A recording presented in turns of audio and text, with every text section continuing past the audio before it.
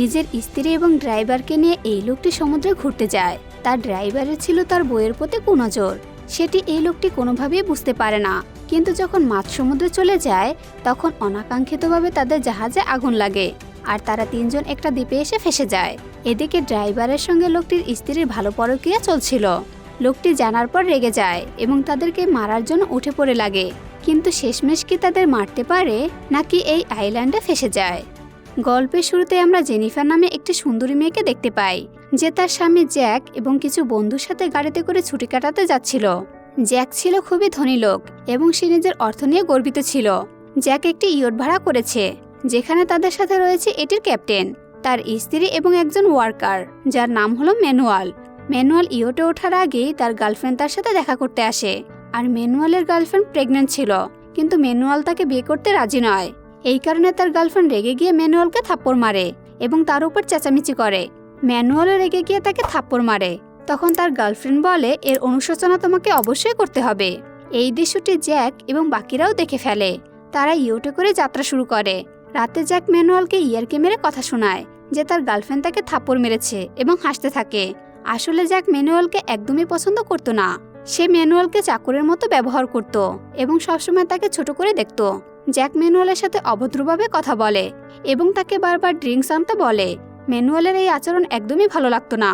এরপর জ্যাক ও জেনিফার তাদের ঘরে আসে এবং দুজন ইন্টিমেট হয়। ম্যানুয়ালও তাদের আওয়াজ শুনতে পাচ্ছিল, কারণ তার ঘর পাশেই ছিল। তখন হঠাৎ ম্যানুয়ালের নাক দিয়ে রক্ত বের হতে শুরু করে। আসলে ম্যানুয়ালের গার্লফ্রেন্ড তার থেকে প্রতিশোধ নিতে কালো জাদু করছিল। সে একটি পুতুল নিয়ে তার উপর রিচুয়াল করছিল। এরপর সে পুতুলটিকে আঘাত করে, যার ফলে ম্যানুয়ালের নাক দিয়ে রক্ত পড়তে থাকে। এর মানে তার গার্লফ্রেন্ড তার আত্মাকে পুতুলের মধ্যে প্রবেশ করে রিচুয়াল করছিল। পরের দিন সকালে জ্যাক ম্যানুয়ালকে বিয়ার আনতে বলে, কিন্তু ম্যানুয়ালের বিয়ার আনতে দেরি হয়। এতে জ্যাক বিরক্ত হয়ে ক্যাপ্টেনের কাছে ম্যানুয়ালের বিরুদ্ধে অভিযোগ জানায় এবং বলে সে ঠিকমতো কাজ করছে না। এরপর ক্যাপ্টেন ম্যানুয়ালকে ঠিকভাবে সার্ভিস করতে এবং জ্যাকের সাথে ভদ্রভাবে কথা বলতে বলে, কিন্তু ম্যানুয়াল বলে যে এতে তার কোনো দোষ নেই। জ্যাক শুধু তার সাথে ঝগড়া করতে চায়। এতে ক্যাপ্টেনের সাথে ম্যানুয়ালের তর্কাতর্কি হয় এবং রাগের মাথায় ম্যানুয়াল কাজ ছেড়ে দেয়। যাওয়ার সময় সে ভুল করে জ্বলন্ত চুলায় তার তোয়ালে ফেলে দেয়। কিছুক্ষণ পর তারা দেখতে পায় ইয়টে আগুন লেগেছে।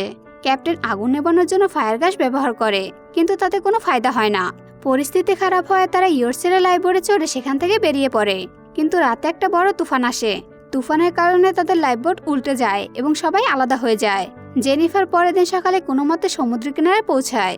সে নিজেকে এই নির্জন দ্বীপে একা পেয়ে ভয় পেয়ে যায়। কিছুক্ষণ পর সে ক্যাপ্টেনের মৃতদেহ দেখতে পায় এবং তার জ্ঞান ফিরিয়ে আনার চেষ্টা করে।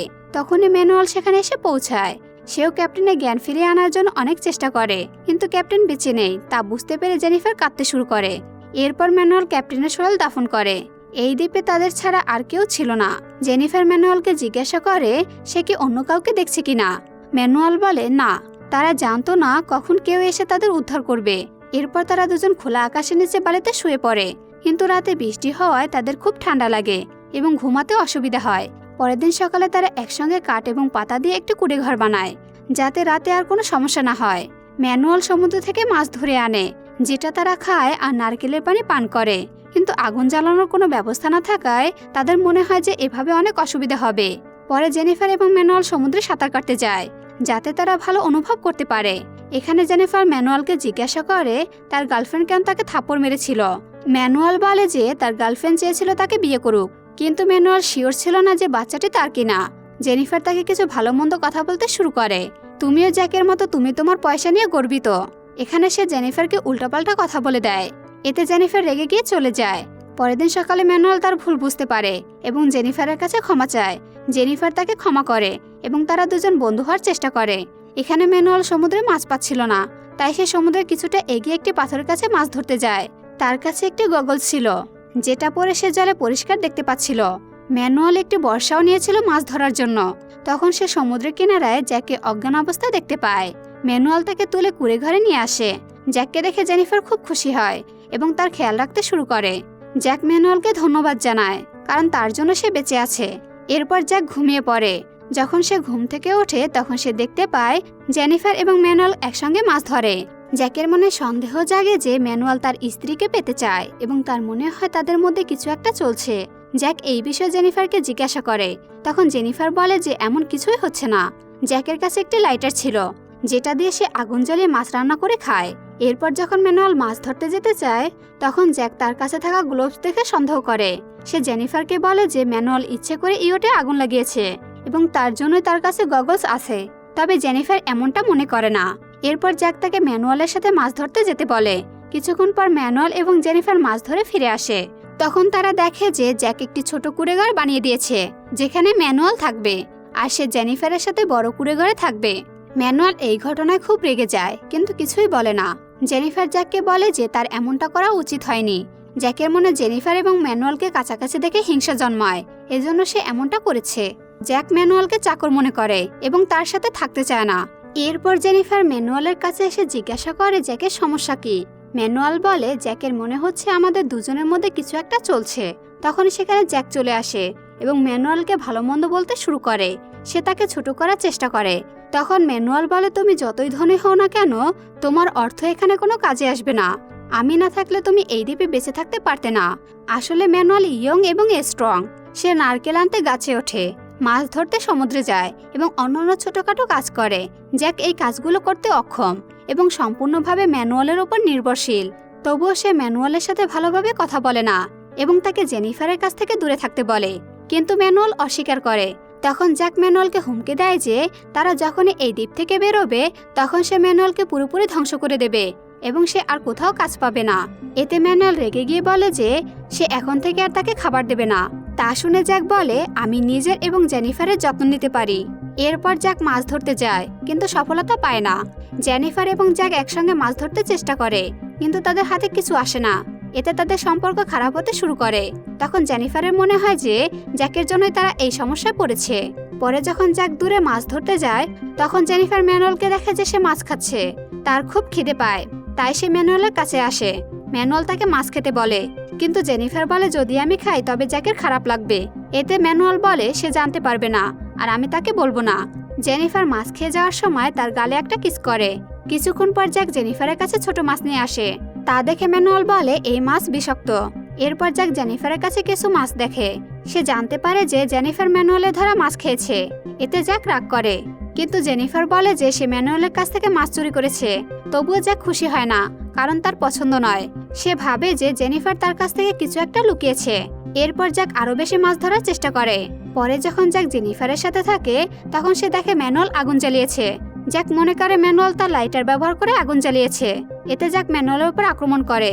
তাদের দুজনের মধ্যে মারামারি শুরু হয়। জেনিফার এসে তাদের থামানোর চেষ্টা করে। পরের দিন ম্যানুয়াল ঘুমিয়ে থাকাকালীন জ্যাক লুকিয়ে তার গগলস চুরি করে এবং মাছ ধরতে চলে যায়। ম্যানুয়াল ঘুম থেকে উঠে জানতে পারে যে তার গগলস চুরি হয়েছে। এতে রেগে গিয়ে সে জ্যাককে মারার জন্য সমুদ্রে যায়। জেনিফার তাকে শান্ত করার চেষ্টা করে কিন্তু ম্যানুয়াল থামে না। রেগে গিয়ে ম্যানুয়াল জেনিফারকে জলে ফেলে দেয় এবং রেগে গিয়ে জ্যাককে ধরে নেয়। এর মধ্যে ম্যানুয়াল জেনিফারের কাছে আসার চেষ্টা করে। জেনিফার তাকে থামানোর চেষ্টা করে কিন্তু যখন সে থামে না তখন জেনিফার বাধ্য হয়ে মেনে নেয়। পরে জেনিফারের আফসোস হয় এবং সে ম্যানুয়ালকে বলে যে সে যেন জ্যাককে এই ব্যাপারে কিছু না জানায়। এখানে ম্যানুয়াল জেনিফারকে জানায় যে সে তাকে ভালোবাসে কিন্তু জেনিফার কিছুই বলে না। কিছুক্ষণ পর জ্যাক মাছ ধরে ফিরে আসে। আজকে একটি বড় মাছ ধরে এনেছে, যে কারণে সে খুব খুশি।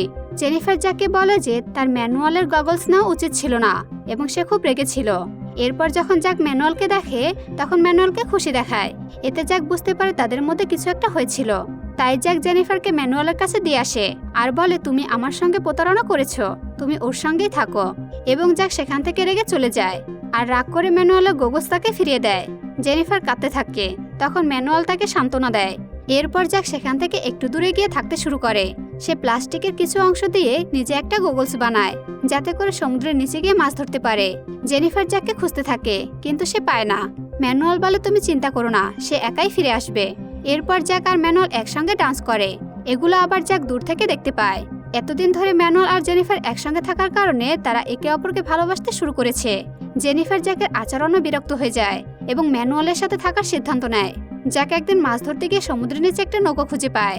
এটা দেখে ম্যানুয়াল এবং জেনিফার তার কাছে আসে এবং নৌকাটি মেরামত করতে সাহায্য করতে চায়, কিন্তু জ্যাক তাকে নিষেধ করে আর বলে আমি নৌকাটি একাই ঠিক করব এবং এখান থেকে একাই চলে যাব, তোমরা দুজন এখানেই পড়ে থাকো।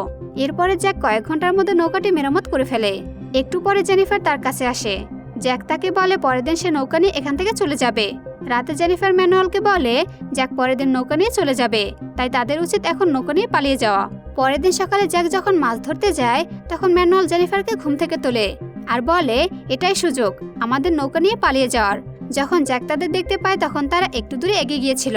জ্যাক এটা দেখে খুবই খুশি হয়। এই খুশির কারণ একটু পরেই জানতে পারবেন। এদিকে জেনিফার দেখতে পায় নৌকাটিতে একটু ফুটো রয়েছে, বোটে জল ঢুকতে শুরু করেছে এবং তারা বুঝতে পারে এটা জ্যাকের পরিকল্পনা, যাতে তারা নৌকা করে পালিয়ে গিয়ে সমুদ্রে ডুবে মরে। তারা কোনোভাবে সাঁতার কেটে আইল্যান্ডে আবারও ফিরে আসে। এদিকে জ্যাক তাদের কুড়ে ঘরে আগুন লাগিয়ে দেয়। জ্যাক জেনিফারের কাছে আসে আর বলে তোমরা আমাকে ঠকানোর চেষ্টা করেছিলে, তাই আমি তোমাদেরকে এমন শাস্তি দিলাম। জেনিফার জানতে চায় তুমি আমাদেরকে মারার চেষ্টা কেন করলে। তখন ম্যানুয়ালও সেখানে আসে। সে খুব ক্লান্ত এবং আহত অবস্থায় ছিল, কিন্তু জেনিফার জ্যাককে আটকানোর অনেক চেষ্টা করে। জ্যাক কোনো কথাই শোনে না। জ্যাক তাকে মেরে ফেলতে চায়। ম্যানুয়াল কোনো মতে সেখান থেকে পালিয়ে যায়। জ্যাক জেনিফারকে ধরে তাকে রশি দিয়ে বেঁধে ফেলে। রাতে ম্যানুয়াল ফিরে আসে এবং তাদের মধ্যে তুমুল মারামারি হয়। এরই মধ্যে জেনিফার নিজেকে রশি থেকে মুক্ত করে ফেলে এবং ম্যানুয়ালের সঙ্গে জঙ্গলে পালিয়ে যায়। জ্যাক তাদেরকে ধরতে পারে না। পরের দিন জ্যাক তাদেরকে খুঁজতে জঙ্গলে চলে যায়। সে একটি গাছের ডালের উপরে তাদেরকে দেখতে পায়। ম্যানুয়াল তখন খুব বেশি আহত ছিল। সে জ্যাককে অনুরোধ করে তাকে ছেড়ে দেওয়ার জন্য, কিন্তু জ্যাক শোনে না। জ্যাক একটা তীর ছুঁড়ে মারে তার দিকে।